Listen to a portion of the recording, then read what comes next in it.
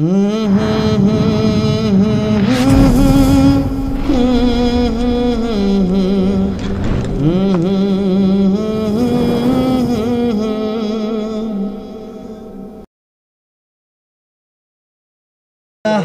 বলতেছে ইন্না মাআল উসরি ইউসরা, কষ্টের পরে সুখ। সুখ আনতে হইলে কষ্ট করতে হয় না? না ঘরে কম্বল মোড়া দিয়া হয় না? কম্বল মোড়া দিয়া হবে না। আপনারা জ্ঞানী মানুষ, যোগ্য মানুষ এখানে আসছেন, অনেক মত, অনেক পথ, অনেক হিসাব কিতাব, এক একজনের মনে এক একটা, তাই না? জি। যত বুদ্ধি খাটান আপনাকে মুসলমান হইয়া কবরে যাইতে হবে। কি কন? ঠিক। আমি কইছি না, আল্লাহ বলতেছে হে ইমানদারগণ, মুসলমান না হইয়া কবরে এসো। কারে কইছে? ইমানদার আবার মুসলমান হয় কেমনে? ইমানদার আবার মুসলমান হয় কিভাবে? আজকে দেখেন সারা বিশ্বের দিকে তাকিয়ে, বাংলাদেশের দিকে তাকান, কি অবস্থা, কি অবস্থা। এটা কামনা করি আমরা? না। এটা আমাদের কাম্য ছিল না। এই যে তাবলীগের ভাইয়েরা আলহামদুলিল্লাহ, তারা আলহামদুলিল্লাহ ঠিক না? জি, কাজ তো করতেছে। আপনার ভালো লাগে না, আপনার ব্যারাম হয়েছে। আমার মুর্শিদ কেবলা বিশ্ব ইজতেমার ডাক দিয়েছে, আলহামদুলিল্লাহ আলহামদুলিল্লাহ। উনি পাশাপাশি এই কথাটা বলে, টঙ্গী বিশ্ব ইজতেমার সাথে আমাদের কোনো ঠেলাঠেলি নেই। বলছে না?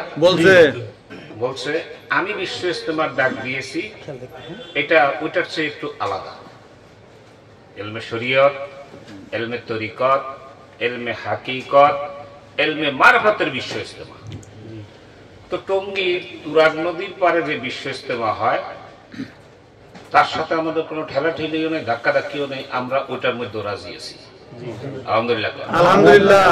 এটা মানুষ নামাজ পড়ে না, সূরা কেরাত জানে না, তাবলীগে সময় দেওয়ার পরে ওখানে সূরা কেরাত শিখাইছে, নামাজটা পড়ে, এটা ভালো কাজ না খারাপ কাজ? নিঃসন্দেহে ভালো কাজ। তো তার বিরুদ্ধাচরণ করি কেন? না, আমি যা বুঝছি, আমি যা জানি, আর কেউ জানে না, আর কেউ বুঝে না, এই যে ভ্রান্ত একটা ধারণা। যারা রাজনীতি করতেছে, ইসলামী আন্দোলন করতেছে, তারাও তো কাজ করতেছে, করতেছে না? করতেছে না? তারা চাচ্ছে, একটা প্ল্যাটফর্ম চাচ্ছে যে আমরা কোরআন হাদিসের কথাগুলা যদি সংসদে পর্যন্ত নিয়ে যেতে পারি, সংসদ থেকে ডাক দিলে সারা বাংলাদেশের মানুষ শুনবে, এই চিন্তা না তাদের? তারাও তো ভালো। এখন ওর ভিতরেও কোন দল ঢুকে গেছে। এখন তাবলীগের ভিতরেও যেটা হচ্ছে, এটা আমরা কামনা করি না। আল্লাহ যেন শান্তি করে দেয়, আমিন। আমাদের মনের যে খোরাক আসলে আমরা পাচ্ছি না, আমরা দৌড়াচ্ছি, যে যেদিকেই বলে শুধু কোরআন সুন্নাহর কথা বললে, আল্লাহ রাসূলের কথা বললে আমরা মূর্খ যারা দৌড় দিয়া যাই, কিন্তু দেখা যায় ওখানেও একটা ফিতনা পাজায়া দেয় না?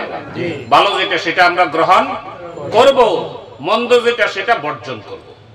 আল্লাহ বিবেক দিয়েছে না?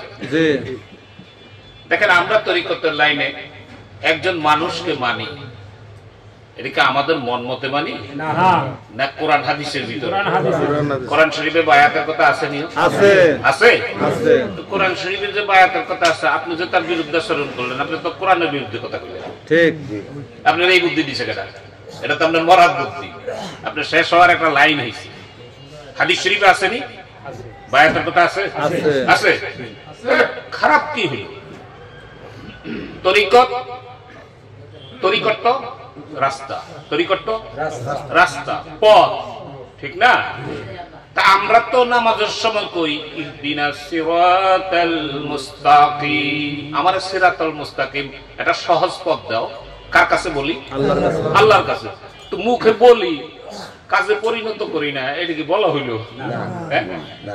আল্লাহ দেখেন আমাদের ভিতরে এই যে রোগগুলা ঢুকছে, এর কারণ আপনারা কি ফাইন্ড আউট করছেন যে এই কারণটা কি? না। এই রোগটা কেন ঢুকছে জানি না।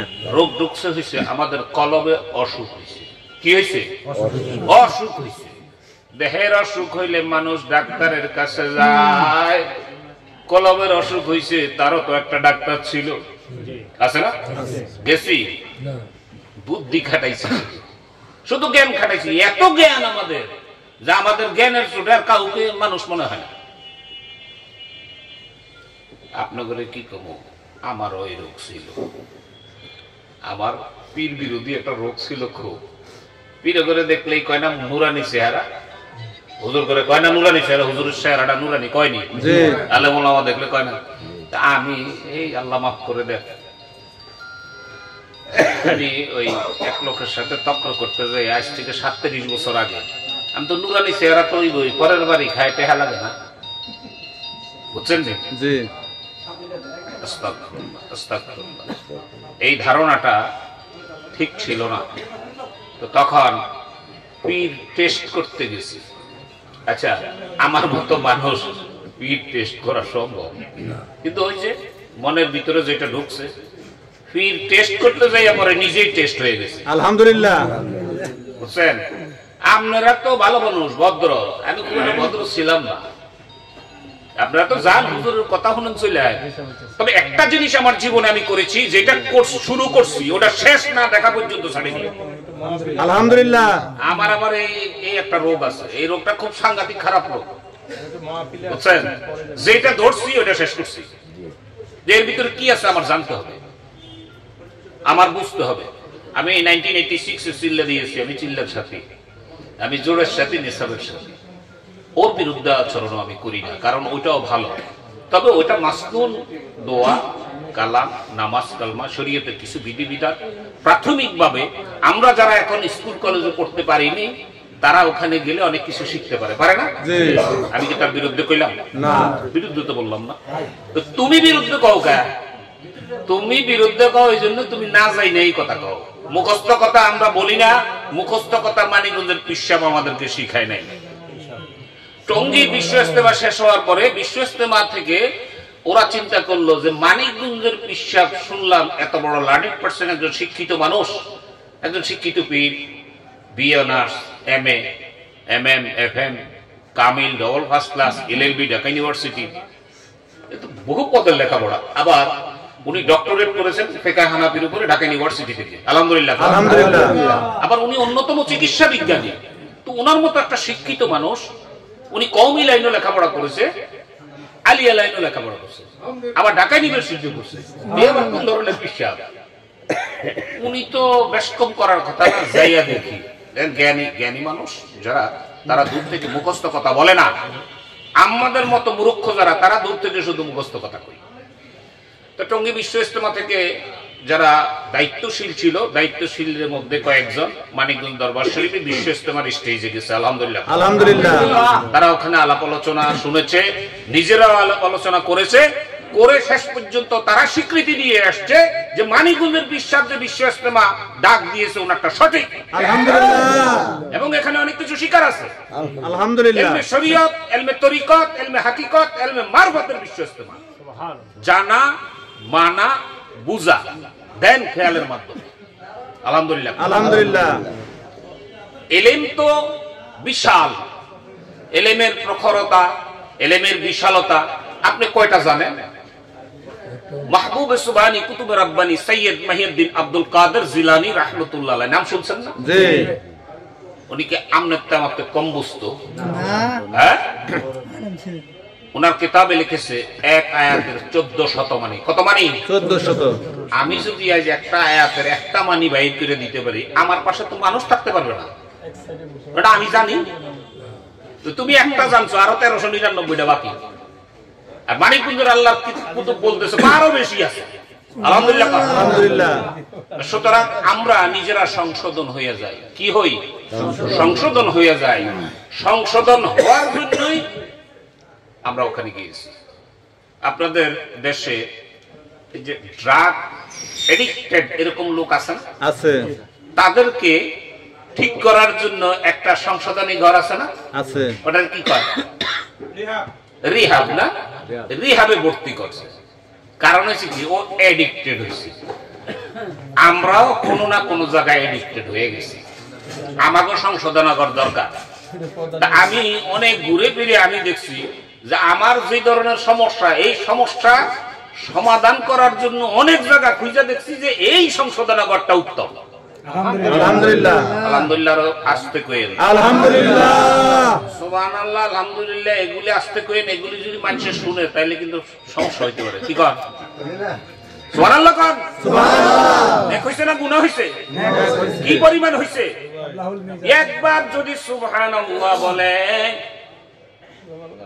কি হয়? এক মিজান পরিমাণ নেক হয়। কয় মিজান? এক মিজানের ব্যাসার্ধ হলো আসমান থেকে জমিন পর্যন্ত। এই ফাঁকা জায়গাটা নেকে ভরপুর হইয়া যায়। সুবহানাল্লাহ কন্যা কিয়ামতের মাঠে বোঝা যাইব। একটা সুবহানাল্লাহ যদি কম হইয়া যায় তখন বোঝা যাবে যে সুবহানাল্লাহর কত মূল্য। ভাই সহজ কথা বুঝি, কত ঘুরে গেলে ইংরেজিতে কতক্ষণ কইলাম, আরবিতে কতক্ষণ কইলাম, আপনারা কিছুই বুঝলেন না, লাভ হইল না। সহজ কথাটা বুঝি। আল্লাহ রাসূল হাদিস শরীফে বলছে, আশ-শাইতানু জাসিমুন কলবে বনি আদমা, বনি আদমের কলবের ভিতরে শয়তান খামসি মেরে বসে আছে। আলেম ওলামা যারা আছেন তারা দেখবেন আমার হাদিস শরীফ ঠিক আছে কিনা। যদি হাদিস শরীফ বেশ কম হয় আপনি ঠিক করে দিবেন, আমি সংশোধন হয়ে যাব। আমি না মাতবাড়ির জন্য আসিনি, শিখতে আসছি। ফাইজা যাকারাল্লাহু খানাসা, মানুষ যখন জিকির করে খান্নাস মানে শয়তান তখন দূরে সরে যায়। ওয়া ইজা গাফালা ওয়াসওয়াসা, আবার যখন জিকির থেকে মানুষ ফাঁকে আসে শয়তান আবার বিমরি খেয়ে কলবের মধ্যে পড়ে। নামাজ পড়ো শয়তান যাবে, কলবের শয়তান যায় না। তুমি নেক কাজ করো, আযান দাও, কোরআন তেলাওয়াত করো, কিছু কিছু শয়তান আসে দূরে সরে যায়।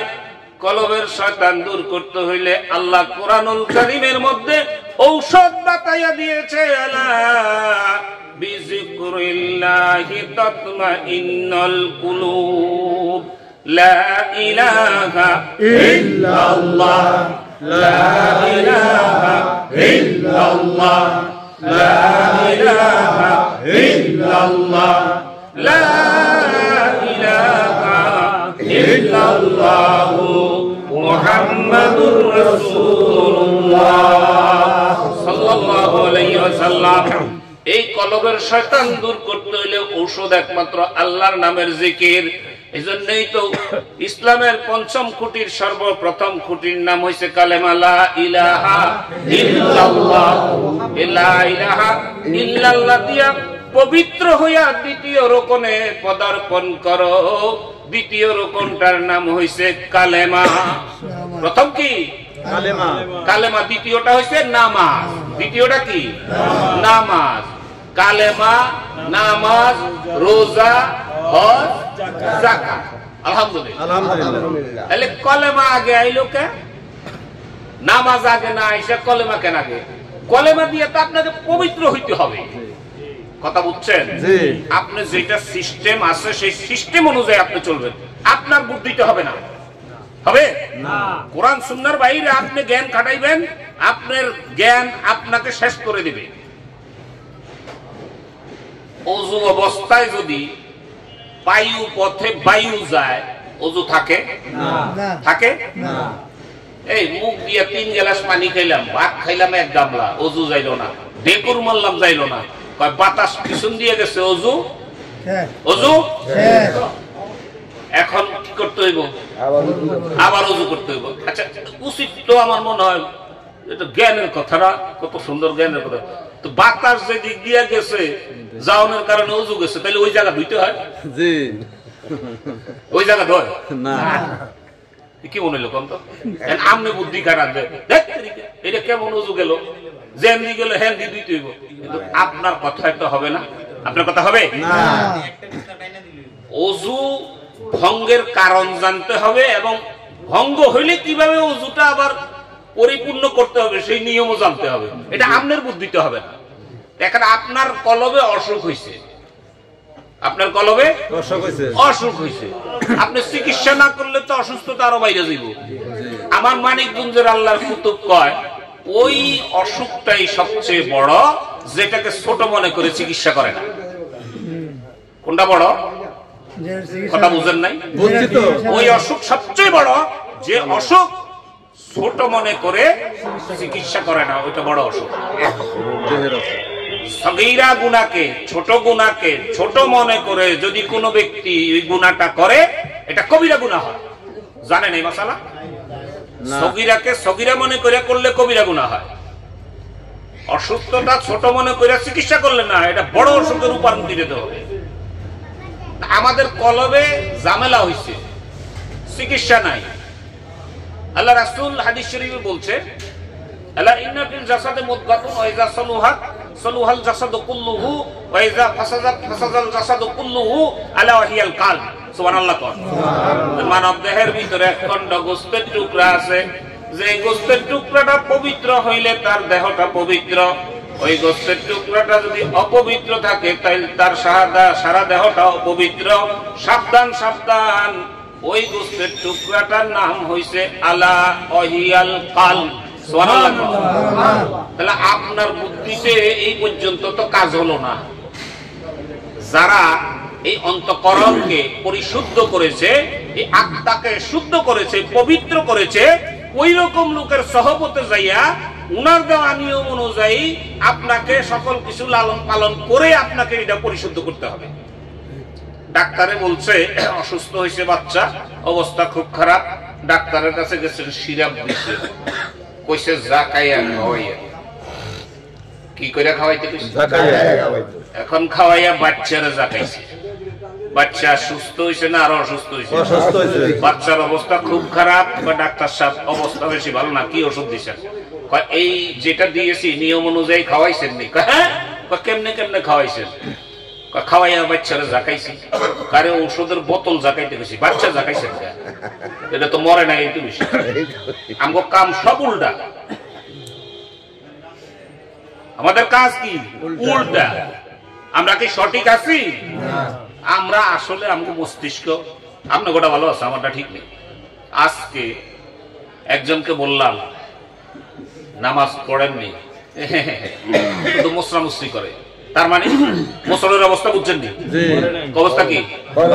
জিকির করেননি, বুঝছেননি? কিন্তু লেখাপড়া আল্লাহর রহমতে অনেক পাস দিছে, অনেক পাস। টাকা খরচ হয়েছে, সময় খরচ হয়েছে, লেখাপড়া করছে, বড় ডিগ্রি নিছে, বড় চাকরি করব, বড় অফিসে বড় মোটা বেতন পাইব, বড় বড় ঘুষ খাইব, কবরে চলে যাইব। লাভ হইল কি? কি লাভ হয়েছে বলেন? মানিকগঞ্জ কোন মানুষ, আপনাদের দাওয়াত রইল, যারা যান নাই আপনারা দাওয়াত রইল। দাওয়াতটা কি? শুধু যাইবেন, ওখানে কি হয় একটু দেখবেন। আচ্ছা, উনি তো সুবহানাল্লাহর কথা কয়, মানিকগঞ্জের বিশ্বাস কি কয়? সুবহানাল্লাহ, আলহামদুলিল্লাহ, আল্লাহু আকবার, লা ইলাহা ইল্লাল্লাহ। এই ঔষধটা উনি বিক্রি করে। আচ্ছা, সুবহানাল্লাহ কি মানিকগঞ্জের বিশ্বাসের নাম? না। আলহামদুলিল্লাহ, আল্লাহু আকবার, না। লা ইলাহা ইল্লাল্লাহ, না। তা আপনি নিতে সমস্যা কোথায়? আপনি নিয়ে দেখেন। সুবহানাল্লাহ কইলে তো আপনার লস হইল না, তো নিয়ে দেখেন। যদি মনে করেন এই ডাক্তারে যে ওষুধ দিছে, এই ওষুধে আপনার রোগ ভালো হইল না, ডাক্তার তালাক, অসুবিধা আছে? বন্ধুত্ব করলাম না, কিন্তু জায়গাতে তো দেখা দরকার ভাই। কত জায়গায় তো গেলেন, আপনাদের দাওয়াত রইল। বিশ্ব ইজতেমার ডাক দিয়েছে উনি, এই চলতি মাসের আজকে হলো 19 তারিখ। আজকে কত তারিখ? 19 তারিখ। 25, 26, 27 তারিখ আমার শায়েখ বিশ্ব ইজতেমার ডাক দিয়েছে। আপনাদের সকলের দাওয়াত রইল ইনশাআল্লাহ। বিশ্ব ইজতেমায় সবাই যাবেন, দেখে আসবেন ওখানে কি করি আমরা, উনি কি বলে। ওখানে লক্ষ লক্ষ মানুষের সমাগম ঘটে। আমার মতো আপনার মতো লোকের হিসাবে রাখে না, এরকম লক্ষ লক্ষ মানুষ হয়। ঢাকা আলিয়া মাদ্রাসার প্রিন্সিপাল সাহেব কম শিক্ষিত, কোরআন হাদিস কম বুঝে, উনি ওখানের বায়ান। ঢাকা মাদ্রাসা বোর্ডের আলিয়া মাদ্রাসা বোর্ড, আলিয়া মাদ্রাসা যিনি চেয়ারম্যান হযরত মাওলানা আব্দুল নূর সাহেব, উনি ওখানে যায়, যাইয়া একদম ছোট হইয়া বসে থাকে নিচে। উনি আপনার থেকে আমার কম বুঝছে, কম বুঝছে। কেন বুঝতেছেন না? আমরা ভুলের মধ্যে আছি। আমরা যাব, দেখব। এই দেশ আল্লাহর ওলিরা এই দেশে ইসলাম প্রতিষ্ঠা করছে, ইসলাম আনছে না কোন রাজনৈতিক দলে আনছে? কারা আনছে? ওই আল্লাহর ওলিরা এই দেশে ইসলাম আনে, ইসলাম প্রতিষ্ঠা করেছে, মাদ্রাসা করেছে, মসজিদ করেছে। ওনাদের তৈরি মাদ্রাসায় পড়ে, ওনাদের তৈরি মসজিদের মিম্বারে দাঁড়াইয়া দাঁড়াইয়া ওনাদের বিরুদ্ধাচরণ করি। অকৃতজ্ঞ জাতি আমরা। এখন বলবেন হুজুর ওনারা যে হইছে এনে তো অনেকেই বেশরিয়া কাম করে, এরকম আছে না? তো বেশরিয়া কাম যারা করে তাদেরকে সরান, যিনি শুইছে আরামে ওনারা ঘুমাইতে দেন। ওনারা তো পরিশ্রম করে ওখানে যাই শুইছে। আপনার মাথার মধ্যে টুপি উঠাইছে, জুব্বা উঠাইছে, দাড়ি উঠাইছে, মসজিদ প্রতিষ্ঠা করছে, মাদ্রাসা প্রতিষ্ঠা করিয়া উনি দুনিয়াতে থাকতে তো কাম কম করে নাই, উনি একটু আরাম করে শুইতেছে। এত মানুষ বিরক্ত করতেছেন কা? হ্যাঁ, গান করেন, তবলা করেন, আবার কি আঞ্জা গাঞ্জা কি জানি খায়, এরপরে কাউনা গইটা ভাঙ্গিয়ে দাও। আমরা কি সুস্থ? কন্ত দেই এটা মানুষ চলে গেছে, উনি কি আর এটা ভিড়ে আর মারবো? তা আপনি এই কাম করেন কা? এগুলি করেন না, বিরুদ্ধাচরণ করেন না। আপনার ভালো যদি না লাগে চুপ থাকে, কারণ সবচেয়ে পরিশ্রমী ইবাদত হইছে কি? চুপ থাকা। নীরবতা মঙ্গল না করে ক্ষতি করে? মঙ্গল না করে ক্ষতি তো করে না। চুপ থাকে, চুপ থাকলে অন্তত মঙ্গল না হোক ক্ষতি হইব না। কি কর? আমরা জ্ঞানের কারণে বেশি জ্ঞান বুঝি, তো বুঝি অন্তত 13 লাইন বেশি বুঝি, ইয়া তো বুঝা কাম নাই। বেশি জ্ঞান খাটাইছে একজনে, বেশি জ্ঞানকে খাটাইছে একজনে। 9 লক্ষ বছর ইবাদত করছি। কয় লক্ষ? 9 লক্ষ বছর ইবাদত করছি। আল্লাহর সাথে বার্গেনিং শুরু করে দিছে। জ্ঞান খাটাইছে, আল্লাহ কয় আদমকে সেজদা দাও। এটা কথা হইল? আমি দিব, আমি আগুন তৈরি। এই তো নাম ছিল কি? আজাজিল। কি নাম? আজাজিল। একটা বেয়াদবির কারণে নাম হয়েছে কি? শয়তান। আপনারা এই ইতিহাস খুব ভালো জানেন। আল্লাহ রাসূল হাদিস শরীফ বলছেন, মান আরাফা নাফসাহু ফাকাত আরাফা রাব্বাহু। তুমি আগে তোমারে চিনো। কারে? নিজেকে। কাকে? আপনারে আপনি চিনেন। আপনাকে যদি আপনি চিনেন, অচেনার সন্ধান পাবেন। যা আছে বিশ্বমণ্ডলে তা বিরাজে। এই মানব বান্ডে আমার আল্লাহর কুতুব বলছে মানিকগঞ্জের, তুমি তোমারে চিনো, অচিনারে চিনতে পারবা। কারা চিনতে হবে? আপনার ভিতরে সব আছে। আরশে আজিম আছে, বাইতুল মামুর আছে, সিদরাতুল মুনতাহা আছে, লোহে মাহফুজ আছে। একই হুজুরের মুখস্থ কথা কইতেছে, আমগরে বুঝাইয়া দিল। কোরআনকে প্রশ্ন করেছিল, কোরআন তোমার বাড়ি কোথায়? কোরআন কি উত্তর দিছে? বাল হুয়া কুরআনুম মাজিদুন ফি লাউহিম মাহফুজ। কোরআনের বাড়ি কোথায়? লোহে মাহফুজে কোরআনের বাড়ি। একজন হাফেজ সাহেবকে যদি প্রশ্ন করা হয়, বাবা তুমি তেলাওয়াত শুরু করো, পারবে কি পারবে না? পারবে। তো কোরআন শরীফ তো লোহে মাহফুজে থাকে, হাফেজ সাহেব কয় কেমনে? কথা বুঝেন নাই? হাফেজ সাহেব কয় কেমনে? তার মানে হাফেজ সাহেবের ভিতরে লোহে মাহফুজ আছে? আছে নিশ্চয়। আমরা ছোটকালে পড়েছি, কোথায় স্বর্গ কোথায় নরক, কে বলে তা বহুদূর। মানুষের মাঝে স্বর্গ নরক, মানুষেতে সরাসরি। আল্লাহু আকবার। আপনার মাঝেই তো সব। মান আরাফা নাফসাহু ফাকাত আরাফা রাব্বাহু। তুমি তোমারে চিনো, অচিনারে চিনতে পারবা। এখন আপনাকে যদি আপনি চিনতে হয়, এটা কিন্তু ছোটখাটো বিষয় না, এটা বিশাল বিষয়। ছোটখাটো বিষয়, এটা বিশাল বিষয়। তাইলে কি করতে হবে? কোথায় যেতে হবে? যেতে হবে এমন একটা জায়গায় যে চিনছে তার নিজকে। কথা বুঝতেছেন? একটু সুবহানাল্লাহ না? আপনারা চুপচাপ থাকলে আমি মনে করি যে বুঝে নাই মনে হয়। গল্প একটা মনে হয়েছে, কমুনি ছেলেরে পড়াইছে ঢাকা মাদ্রাসা, টাকা দিছে, ও আর পড়ালেখা ঠিক মতো করে নাই। গরিব মানুষ তো, বাপে ভাই কষ্ট করে টাকা দিছে, পড়ে নাই, কিন্তু মাদ্রাসা তো ভর্তি হয়েছে।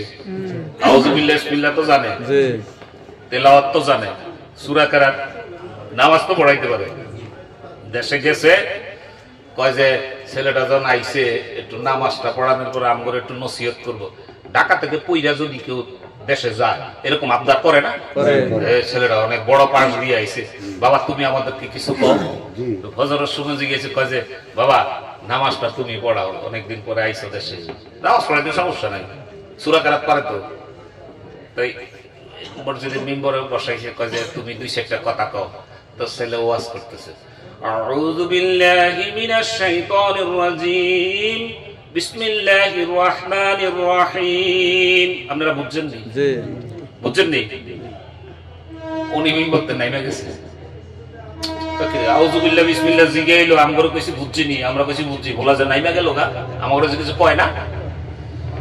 দুপুরবেলা তো মনে করেন অনেকে ক্ষেত কামারে থাকে, ভালো করে জোহর ধরতে পারে না, বিকেল বেলা আসরের সময় বলি, আসরের সময় জোহর ফাঁকে গেছে, আসরের সবাই একজন ইয়ে করছে, কয় যে সবাই বসো কিছু শোনাইবো আমাদের, এইটা আসরের সময় উড়ানোর পরে নামাজের পরে এই আবার হে ওয়াজ, আউযু বিল্লাহি মিনাশ শাইতানির রাজীম, বিসমিল্লাহির রহমানির রহিম। আপনারা বুঝছেন নি কথা কন? আউযু বিল্লাহি বিসমিল্লাহ তো বুঝছেন তো কোন জায়গা? এখন এই আউযু বিল্লাহি বিসমিল্লাহ বুঝছে কইছে, আবার কিছু লোক আছে না, ওই যে সকালবেলা ফজরের সময় ছিল, ওরা আবার বুদ্ধি করছে যে ওরে সকালে ফজরের সময় যখন বুঝছি কইছে আর ও নাইমা গেছে, আমরা বিকেল বেলা বুঝি নাই কম। আর যারা নতুন আইছে হেরা তো বুঝছে, এখন সকালবেলার যারা ছিল তারা কয় আমরা বুঝি নাই, আর বিকেল বেলা যারা আসরে যোগ দিছে হেরা কয় বুঝছি, আর তাও নাইমা গেছে। বেকায়দা না? তো ওয়াজ হলুম কি, এখন ওয়াজ শোনার ঠেকা নাই, এখন জিদ কাজ করতেছে, ওরে ধরুমি ধরুম, বুঝছেন কি? তো মাগরিবের সময় ওনারা সবাই আট গাট বান্ধা রয়েছে, লোক দুইজন গেইডে রাখছে মসজিদের, সবাই কইছে কয় ও যা কইব কইবি যে আমরা বুঝি নাই, ও বুঝান ছাড়া কেমনে নামে চাই। তো মাগরিবের সময় এরকম নামাজের পরে উনি মিম্বারে উঠছে, ওইটা আউযু বিল্লাহি মিনাশ শাইতানির রাজীম, বিসমিল্লাহির রহমানির রহিম। আপনারা বুঝছেন নি? সব দিনে যুক্তি করে আমরা বুঝি নাই, কি কয় বুঝি নাই, বুঝি নাই। এখন হে ওয়াজ ধরছে, সকালবেলা বলেছি সবাই বুঝেছেন, বিকাল বেলা কিছু লোকে বুঝছেন কিছু লোকে বুঝেন নাই, সন্ধ্যা হইতে না হইতে একটা লোকও বুঝেন না, আবু জারে জিন্দেগিতে বুঝানো যায় না। আপনারা যে আমি কথা কইলে হুম কইেন, আলহামদুলিল্লাহ কইেন, যেন সুবহানাল্লাহ কইেন, তাই আমি বুঝি যে আপনারা আমার কথা শুনতেছেন, বুঝছেন? নইলে তো ফাঁকি দেওয়া লাগবো, ফাঁকি ছাড়া উপায় নাই। কোন বক্তা সে ছোট হোক আর বড় হোক, বক্তায় কখনো বক্তৃতা দিতে পারে না, শ্রোতা বক্তার কাছ থেকে বক্তৃতা টাইনা নেওয়ার লাগে, এটা জানেন নি? এটা একটা হিকমত আছে, আপনারা যে স্তরে টানবেন ওই স্তরে যাইবো, এটা আল্লাহ পাকের ইশারা থেকে হবে, এটাও আল্লাহ পাকের এক কুদরত। কি কুদরত না? কুদরত তো আল্লাহ সারা দুনিয়ার মধ্যে ছড়াইয়া দিছে, আমরা কানার ঘরে কানারানা দেখি না।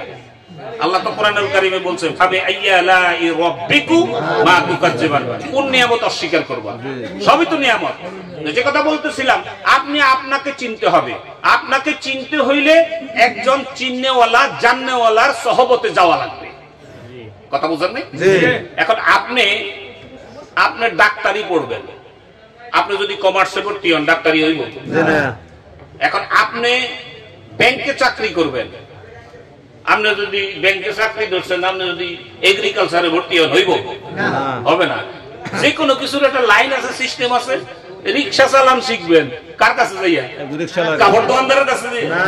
তো আল্লাহরে চিনতে হইব, আমারে চিনন লাগবো, ওই মদিনাওয়ালারে চিনতে হইব, এই ঠিকানা যার কাছে আছে তার কাছে তো যাইতে হইব। এই স্বাভাবিক কথাটা বুঝতে অসুবিধা হয়? বেশি নাড়াচাড়া দিবেন না, মাসলা বহুত পিছলা জিনিস। সহজ সরল কথা বুঝি, হেলে হইছে আমরা মুসলমান, আমার দাদাই ছিল বাপে ছিল, আমরা নামাজ পড়া লাগবে নিও, নামাজ লাগবে, নামাজ পড়া লাগলে নামাজের নিয়ম কারণ তো শিখতে হবে। তো নামাজ পড়ার জন্য যা যা দরকার আনুষঙ্গিক সকল কিছু তো আমাদের একত্র করতে হবে। তো নামাজ পরিশুদ্ধ পরিপূর্ণ হওয়ার জন্য যা যা দরকার তা যদি আপনার না আনেন ভিতরে, তাহলে তো আপনার নামাজ পরিপূর্ণ হবে না, সহি শুদ্ধ হবে না, আপনার খুশুখুদু সহিত নামাজ হবে না। নামাজ পরিপূর্ণ করার জন্য আল্লাহ রাব্বুল আলামিন বলেছেন কোরআনুল কারীমে, সূরা আনকাবুত 45 নম্বর আয়াত, বিসমিল্লাহির রহমানির রহিম, ইন্নাস সালাতা তানহা আনিল ফাহশাই ওয়াল মুনকার। নিশ্চয়ই আল্লাহ বলছে, নিশ্চয়ই, এখানে জোর দিয়ে বলছে, এই আলেম ওলামা থাকলে আপনারা ধরেন, নিশ্চয়ই নামাজ সকল অশ্লীল এবং খারাপ কাজ থেকে ফিরিয়ে রাখে নামাজিকে। আলহামদুলিল্লাহ, আলহামদুলিল্লাহ। এখন কোরআন শরীফের কথা হচ্ছে, হাদিস শরীফে কিছু আছে না এই ব্যাপারে? আছে। হাদিস শরীফে বলছে লা সালাতা ইল্লা বিহুজুরিল কলব। সুবহানাল্লাহ, সুবহানাল্লাহ। হুজুরি কলব ব্যতীত নামাজ কামেল হবে না। আপনার বুদ্ধিতে হইব না তো, আপনি একটা আনছেন আর একটা আনেন না, হইব না। আপনি কোরআন মানেন, হাদিস মানেন না, হইব না। কারণ কোরআনের পরিপূর্ণ ব্যাখ্যাটাই হাদিস শরীফ, এবং এই পরিপূর্ণ জিনিসটাই একজন হাক্কানি কামেল মুকাম্মেল আল্লাহর ওলি ছাড়া পরিপূর্ণ কোনো কিছু আপনাকে শিখাইতে পারবে না। ইলম যেহেতু দুই প্রকার, ওনার মধ্যে দুই প্রকার বিদ্যমান আছে, যেটা রাসূলুল্লাহ সাল্লাল্লাহু আলাইহি সাল্লামের মাঝে ছিল। আল্লাহ রাসূল নামাজ পড়তেছেন, সালাম ফিরে পিছনে বলতেছে এক সাহাবীরে, সাহাবী তুমি নামাজ দৌড়াইয়া পড়ো, তোমার নামাজ হয় নাই। ইয়া রাসূলুল্লাহ, আপনি তো সামনে ছিলেন, ইমাম কোন দিকে থাকে? সামনে না পিছনে? তখন বুঝাইতেছে আপনি তো সামনে ছিলেন, পিছনে আমার নামাজ হয় নাই, এটা আপনি দেখলেন কেমনে? আল্লাহ রাসূল বলে, সাহাবীরে আমি সামনের দিকে যতটুকু চক্ষু মেলে তাকাই, যতটুকু দেখি, পিছনের দিকে না তাকাইয়া ঠিক ততটুকু দেখি। এটা একটা জ্ঞান কিনা? এটা একটা শিক্ষা কিনা? এটা একটা ইলম কিনা? তো আল উলামা ওয়ারাসাতুল আম্বিয়া, ইন্নাল উলামা ওয়ারাসাতুল আম্বিয়া। তো আপনি যদি নবীর ওয়ারিস হইতে হয়, তাইলে নবীর মধ্যে যে ইলমগুলা ছিল, পরিপূর্ণ ইলমটা তো আপনার মধ্যে থাকলে না ওয়ারাসাতুল আম্বিয়া হইবে। আমার কথা বুঝছেন? পরিপূর্ণ আনতে হইলে একজন হাক্কানি কামেল মুকাম্মেল আল্লাহর ওলির সহবত আপনাকে এখতিয়ার করতে হবে। এটা আপনি বিরুদ্ধাচরণ করে কোনো লাভ হবে না। রিকশাওয়ালা ছেলে ম্যাজিস্ট্রেট হইতে পারে না? আপনি যদি কোন বলে হ্যাঁ ম্যাজিস্ট্রেট আমি মানি না, আপনি না মানি না থাকেন, হ্যাঁ কিন্তু হ্যাঁ কাম করে দেবেন। আপনি যাইবেন না, আপনি আপনার বুদ্ধিতে চলবেন, না গেলে পাইবেন না, না গেলে পাইবেন না। এখন আপনার যা দরকার তা যদি ওখানে পান, আপনার নিতে সমস্যা আছে? আপনার যদি না পান, আপনি চলে আসেন, কিন্তু যাইতে তো অসুবিধা নাই। সেই জন্য আপনাদের কাছে অনুরোধ থাকলো যে এই মাসের আজকে 19 তারিখ, 25, 26, 27 তারিখ আমরা প্রতি বৃহস্পতিবার এখানে সব বোজারি করি, এটা ওনার হুকুমে। আমাদেরকে বলেছে বাবা বৃহস্পতিবার রাখতে অন্তত ঘুমাইও না, কিছু না করো, বৈশা থেকে অনন্ত অসীমকাল পর্যন্ত কবরে ঘুমাইবা। অন্তত 7টায় একটা রাত আমার মুরিদ যারা তারা ঘুমাইও না, ঘুম পাইল না, বৈশা থেকে। আল্লাহ রাব্বুল আলামিন গভীর রজনীতে এত ওয়াজ বহুত শুনছেন, ওয়াজ আপনাদের কম, ওয়াজ শুনতে শুনতে মানে দেদা উঁচু হয়ে গেছে। এখন ওয়াজ চতুর্বর্ষে, আমি আজ থেকে মেবি 40 বছর আগে কাওরান বাজারে, এটা দেন তো, এই কাওরান বাজারে মসজিদের উত্তর পাশে মাহফিল হয়েছিল। মাহফিল হয়েছিল, ওই মাহফিলের মধ্যে ওনার নাম আমার ভুলে গেছি, বাংলাদেশে একজন প্রখ্যাত আলেমে দ্বীন, উনি প্রধান অতিথি ছিলেন। তো উনি সবাই প্রধান অতিথি, উনি তো মানে প্রধান ওয়াজিব, ওনাকে সবাই লাস্টে দিবে, ওনাকে সবাই লাস্টে দিছে। উনি হচ্ছে বুড়া বয়স্ক, কিন্তু আলেম খুব কড়া, উনি ফতোয়া বিভাগেরও দায়িত্বশীল ছিলেন। তো উনি শুরু করেছে আউযু বিল্লাহি মিনাশ শাইতানির রাজিম, বিসমিল্লাহির রহমান, বয়স ইসলাম বুঝেন নাই, কথা আহে না কইতেছে আলা ইন্না আউলিয়া আল্লাহি লা খাউফুন আলাইহিম ওয়া লা হুম ইয়াহজানুন। কোরআন শরীফ আয়াত না? জি। তো উনার বয়স এবং বলার কারণে জিনিসটার সুরটাও তো সুন্দর হয় নাই। কথা বুঝছেন? জি। মানুষজন আস্তে আস্তে উঠতেছে, গলা ভালো না, উঠে যাইতেছে। ওনার গলার দরকার ছিল না, ওনার কথাগুলোর দরকার ছিল। আমরা তো ওয়াজ শুনতে যাই না, আমরা ওয়াজ শুনতে যাই না। এই কাওরান বাজারে আমি 40 বছর আগের কথা বলছি, যারা আছেন এখানে যদি পুরানো কেউ থাকেন তারা হয়তো শুনছেন। দুইজন ওয়াজিনের ওয়াজ এখানে আমি শুধু একটু আপনাদেরকে ইঙ্গিত দেব। মাওলানা তাজুল ইসলাম সাহেব ছিল, উনি ওয়াজ করে বলছে যে 3 দোষের কারণে স্বাধীনতার আগে ওয়াজ এই দেশে কম আছিল, আমল বেশি ছিল, ওয়াজ কম ছিল, আমল বেশি ছিল। স্বাধীনতার পরে ওয়াজ বাড়ছে, আমল কমছে। এই 3 দোষ। কয় দোষ? 3 দোষ। ইসলাম বলছে 3 দোষ। 3 দোষের মধ্যে শ্রোতার হইল 1 দোষ, বক্তার হইল 2 দোষ। কয়টা হইল দোষ? 3টা। শ্রোতার দোষ হইল, উনি বলছে কয় যে শ্রোতা কখনো ওয়াজ শুনতে আসে না, শ্রোতা আসে আওয়াজ শুনতে। ছোট্টর কণ্ঠমন্ত্র দিয়ে আপনি যদি যা কন তাই খায়, ওয়াজ শুনতে আইছে। আর বক্তার 2 দোষ হইছে। 1 নাম্বার দোষ, বক্তায় কোরআন হাদিসের বয়ান করবে, প্রথম কন্ট্রাক্ট করে এত টাকা দেওয়া লাগবে। কোরআন হাদিসের আলোচনা করতে যাইয়া যদি কন্ট্রাক্ট করে, এই কন্ট্রাক্টের ওয়াজের মধ্যে শ্রোতার কোনো আমল হবে না, তাসির হবে না। এটা 1। আর 2 নম্বর দোষ হইছে, বক্তায় নিজে যা বক্তৃতা করে বলে, এই আমলটা বক্তার নিজের মধ্যে নাই। আমার মধ্যে যে আমল নাই, ওই আমলটা যদি আমি আপনাদের কাছে বলি, ওইটা আপনাদের আমল হবে না। এই ওয়াজটা আমার আগে আমার ভাই, ওই যে লিটন ভাই বলেছে, শুনছেন না? মিষ্টি খাওয়া শুনছেন না? তো হুজুর মানে এটার উদাহরণ দিছে। মনে করেন হুজুর আইসা ওয়াজ করতেছে, স্বামী স্ত্রী 1 প্লেটে খানা খাইবেন, মোহাব্বত বাড়বে, আল্লাহ খুশি হইয়া যায়, আল্লাহ রাসূল খুশি হইয়া যাবে। হুজুর ওয়াজ করতেছে, কিন্তু হুজুর আজকে আসার সময় বউরে কইছে আমার রুমালটা দে। তো ময়লা রুমাল দিছে, 2টি খেয়াল ছিল না, পোলাপানের ঝামেলায়। তো হুজুরের নাকের মধ্যে বদনা ফাটাইছে আর পিঠের তক্তা ফাটাই আইছে। হুজুর কি মোহাব্বত করে আইছে? এনে আইয়া যে মোহাব্বতের বয়ান কইতেছে, এই তাসির হইব না। সুতরাং বক্তার হইল 2 দোষ, শ্রোতার হইল 1 দোষ। এই 3 দোষের কারণে আমি এই অবস্থা।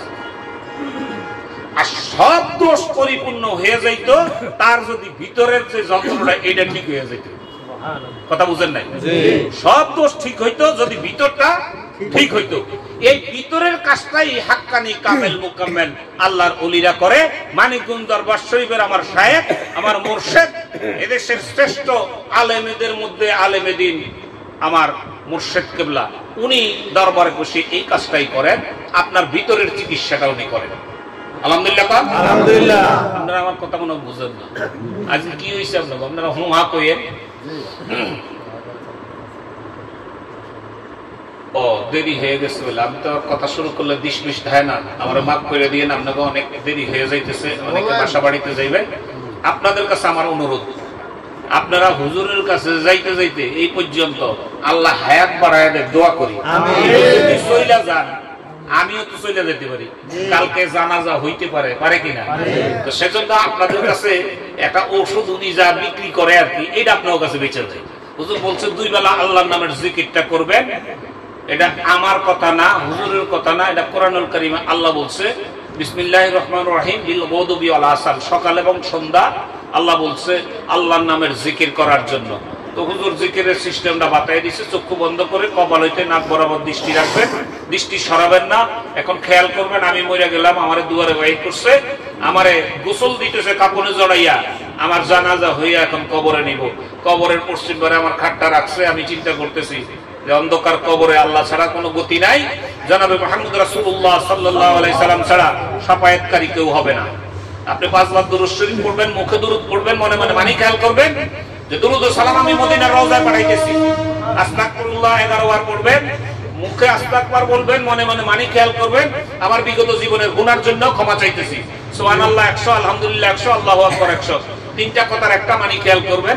সুবহানাল্লাহ আল্লাহ পাকের একটা নাম, আলহামদুলিল্লাহ আল্লাহ পাকের একটা নাম, আল্লাহু আকবার আল্লাহ পাকের একটা নাম। এই 3 কথার মানি খেয়াল করবেন। আল্লাহ আমার সামনে আছে, আমার দিকে চাইয়া আছে, আমি আল্লাহকে দেখে ডাকি, আল্লাহ পাক ডাকের জবাব দিয়ে বলে বান্দা আমাকে ডাকো কেন? ডাইন কানটা সজাগ রাখবেন, আপনি যেন শুনতেছেন আল্লাহ বলতেছে বান্দা ডাকো কেন। এরপরে লা ইলাহা ইল্লাল্লাহ বলবেন 500। লা শব্দ ডাইন কান থেকে উঠাইবেন। লা ইলাহা, ইলাহা বলতে নাকটা যখন বাম দুধের পোটা বরাবর আসবে, খাড়া নাকটা ঝাটকা দিয়া কলবে ইল্লাল্লাহ বলে ফেলে দিবেন। লা ইলাহা ইল্লাল্লাহ, এই জায়গাটা ভাঙবেন। লা ইলাহা ইল্লাল্লাহ, লা ইলাহা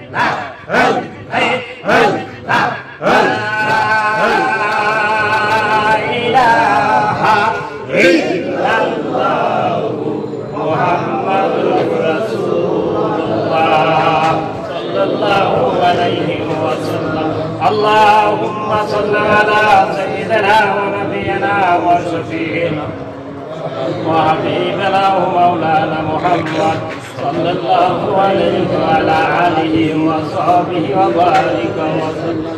اللهم صل على سيدنا ونبينا وشفيعنا وحبيبنا ومولانا محمد صلى الله عليه وعلى آله وصحبه وبارك.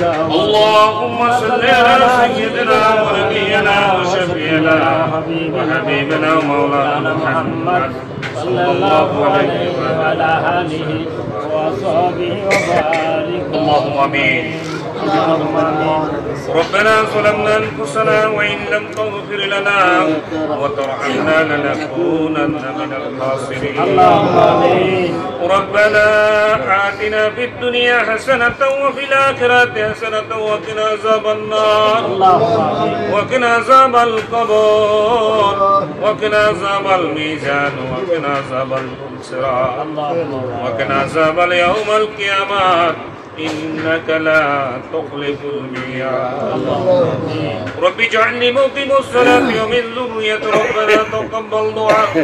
رب اغفر لي ولوالدي وللمؤمنين يوم يكون الحساب. ربنا لا تزغ قلوبنا بعد إذ هديتنا وهب لنا من لدنك رحمة إنك أنت الوهاب. يا الله মেহেরবানি করে আপনি আমাদেরকে maaf করে দেন। আমিন। হে আল্লাহ আপনার আদরের বান্দারা হে আল্লাহ এতক্ষণ পর্যন্ত বসে বসে আল্লাহ আলোচনা শুনেছে রব্বুল আলামিন।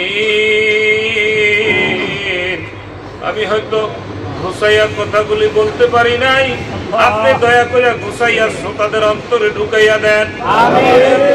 আমাদের কলবকে আলোকিত করে দেন। আপনার জিকিরের নূর আমাদের কলবে উল্কা করে দেন। হে আল্লাহ নামাজের নূর, আল্লাহ নামাজের নূর, কোরআনের নূর, জিকিরের নূর দিয়ে আমাদের কলবকে আলোকিত করে দেন। রব্বুল আলামিন আমাদের মা বাপ দাদা দাদি যারা অন্ধকার কবরে চলে গেছে আল্লাহ আর যাদের সাথে দেখা হবে না, আমাদের মা বাবার কবর গুলাকে আপনি জান্নাত বানাইয়া দেন। হে আল্লাহ আপনার বান্দারা সারাদিন কর্মব্যস্ততা থেকে পরেও এখানে বসে কিছু সময় অতিবাহিত করলো। আল্লাহ কিয়ামতের কঠিন মুসিবতের দিনে এই সময়টুকু আমাদের নাজাতের উসিলা বানাইয়া দিয়ে হে রব্বুল আলামিন, যার উসিলায় এত লক্ষ লক্ষ কোটি কোটি মানুষের মুখের মধ্যে লা ইলাহা ইল্লাল্লাহ উঠলো, দরদি মুর্শিদের আমল নামায় হাদিয়াটুকু পৌঁছাইয়া দেন। দুরূদ ও সালামের হাদিয়া আকাই নামদার তাজদার মদিনা, আমার কলিজার টুকরা নয়নের মনি নবী মুহাম্মদুর রাসূলুল্লাহ সাল্লাল্লাহু আলাইহি ওয়াসাল্লামের রওজা সোনার মদিনায় পৌঁছাইয়া দেন। নবীজির আওলাদ সাহাবাজ মাইন তবে তাবাইন খুলাফায়ে রাশিদিন আইমিন সিদ্দিকিন সালিহিন মুস্তাহিদিনদের উপর হাদিয়া পৌঁছাইয়া দেন। হে আল্লাহ আমাদের তরিকার কত ভাই বোনেরা বিদায় হইয়া অন্ধকার কবরে চলে গেল। কিছুক্ষণ আগেও খবর পাইলাম একজন দুনিয়ায় থেকে বিদায় নিয়ে গেছে। মাবুদ অন্ধকার কবর দেশে আমাদের সকল আপনজনদেরকে আপনি দয়া করে শান্তিতে রেখে আল্লাহ জান্নাতের মেহমান বানাইয়া দিয়ে আমার ভাইদের কামাই রুজিতে খায়ের বরকত নসিব করে দেন। আল্লাহ ব্যবসা বাণিজ্যের মধ্যে তারাক্কি দিয়ে দেন। আল্লাহ লেখাপড়া যারা করতেছে জ্ঞান বাড়াইয়া দেন। আল্লাহ হাক্কানি আলেম হিসাবে কবুল করে নেন। ও মাবুদ, আমাদের ঘর সংসারের প্রতিটা মানুষকে কবুল করেন। আমাদের সন্তান সন্ততি বিবাল বাচ্চাদেরকে দয়া করে নামাজি বানাইয়া দেন, জিকিরকারী বানাইয়া দেন, রোজাদার বানাইয়া দেন, পরেজগার মুত্তাকি হিসেবে কবুল করে নেন। আল্লাহ কোরআন সুন্নাহর উপর আমল করার তৌফিক আমাদেরকে ইনায়েত করে দেন। আল্লাহ আমার মুর্শিদ মানিকগঞ্জের আল্লাহর কুতুব বিশ্ব ইস্তেমার ডাক দিয়েছে গো মাওলা। এই চলতি মাসের 25, 26, 27 তারিখ পটলের ময়দানে বিশ্ব ইস্তেমা আমাদের সকলকে শরীক হওয়ার তৌফিক ইনায়েত করে দেন। আল্লাহ কলবের ইসলাহ করে দেন। আল্লাহ আমাদের কলবে সুলতান আসকার জিকির জারি করে দেন। আমার মুর্শিদের জিন্দা কলমের উসিলা করে আমাদের মুর্দা কলবগুলোর জিন্দা করে দেন। রব্বানা واغفر لنا ذنوبنا وكفر عنا سيئاتنا وتوفنا مع الأبرار। আল্লাহ কালাম ভাই আব্বা জান ইন্তেকাল করেছে, আল্লাহ জান্নাতের মেহমান বানাইয়া দিয়ে আল্লাহ শোকার্ত পরিবারকে আপনি ধৈর্য ধরার তৌফিক ইনায়েত করে দিয়ে রব্বুল আলামিন। এইভাবে কত মানুষের তো সংবাদ আসে মাবুদ গো, না জানি কখন কোন অবস্থায় আমাদের মৃত্যুর খবর এসে যায়। আয় আল্লাহ আমাদেরকে সম্মানজনক রিজিক দিও, সম্মানজনক মৃত্যু দিও, সম্মানজনক স্থানে আমাদেরকে সমাহিত করাইও। আয় আল্লাহ অনেকে রোগ শোক নিয়ে ভুগতেছে, সবাই হাজেলা কামেলা নসিব করে দেন। জামান ভাইয়ের ভাগিনা অসুস্থ, হাসপাতালে আইসিইউ, আল্লাহ সুস্থ করে দেন। আরো যারা অসুস্থ আছে আপনি সুস্থ করে দেন। আয় আল্লাহ সুস্থ করে দেন, আপনার ইবাদত যেন করতে পারি। আল্লাহ তাকাব্বাল মিন্নি ইন্নাকা আনতাস সামিউল আলিম ওয়া তুব আলাইনা ইন্নাকা আনতাত তাওয়াবুর রহিম। সুবহানা রাব্বিকা রাব্বিল ইজ্জাতি আম্মা ইয়াসিফুন, সালামুন আলাল মুরসালিন, আলহামদুলিল্লাহি রাব্বিল আলামিন। বিহাক্কি লা ইলাহা ইল্লাল্লাহ মুহাম্মাদুর রাসূলুল্লাহ। আসসালামু আলাইকুম।